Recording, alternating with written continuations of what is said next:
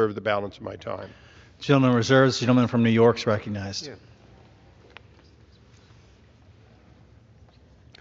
Mr. Speaker, I yield myself such time as I may consume. Gentleman is recognized. Mr. Speaker, we are here today because of a broken promise. Last year, I proudly joined my colleagues, Courts Subcommittee Chairman Issa and Ranking Member Johnson, in introducing the Judges Act. For decades, Congress has been at an impasse on the question of how to create new judgeships while not knowingly giving new appointees to the other party. This bipartisan bicameral bill would have broken that logjam by having both sides agree to take a chance on their own party winning the White House. Under this legislation, we all promised to give the next 3 unknown presidents a certain number of judgeships. Because no one can tell the future, we were all at an equal disadvantage. But for this deal to work, the bill had to be passed before Election Day. On November 6th, we would all know who the next president would be, and the deal would be broken. The Senate did its part and passed the bill over the summer. But House Republican leadership was unwilling to take a chance on their own candidate, and they refused to bring the bill to the floor before the election. Thus, the agreement central to the Judges Act, that the opportunity to appoint new judges is given to an unknown future president, is now broken. But that is not stopping our Republican colleagues from taking advantage of all the senators and House members who took a chance on bipartisanship. Unfortunately, we are back where we have always been every time a bill to create new judgeships comes before Congress, with one party seeking a tactical advantage over the other.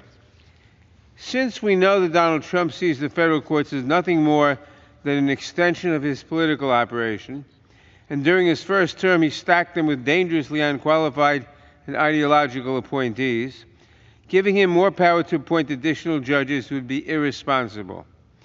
Under the allocation set forth in the Judges Act, he would get 25 judgeship nominations, on top of the 100-plus spots on the judicial bench expected to open up over the next 4 years. Donald Trump has made clear that he intends to expand the powers of the presidency, and giving him 25 new judges to appoint gives him one more tool at his disposal to do just that.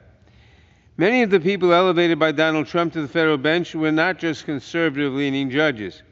They have proven to be ultra-conservative ideologues who have perverted the law to benefit Donald Trump and conservative causes. They have also repeatedly been criticized for their lack of understanding of the law, for their inability to provide speedy decision-making, and for their repeated errors in judgment.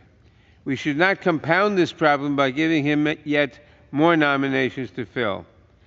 I have long argued for more federal judges. 20 years ago, we were already overdue, and the problem has only gotten worse.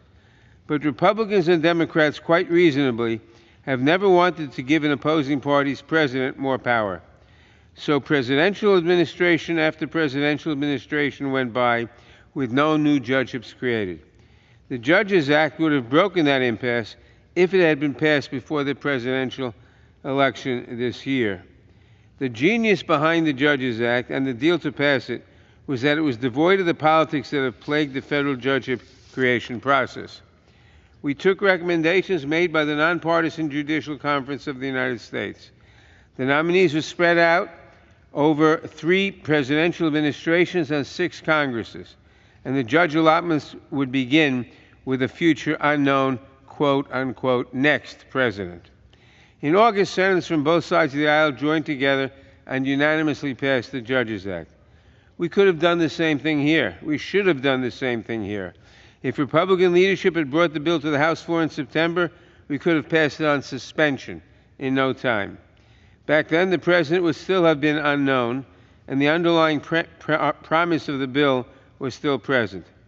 But when S. 4199 arrived in the House, Republican leadership refused to touch it. As the days counted down before the election, my colleagues and I begged them to take it up. We explained the stakes. They knew that bipartisan support for creating desperately new judgeships would only exist if the bill was passed into law before November 5th. But they refused. The Republican leadership was uninterested in taking the chance that their candidate might not win in November. It was a fair fight, and they wanted no part of it.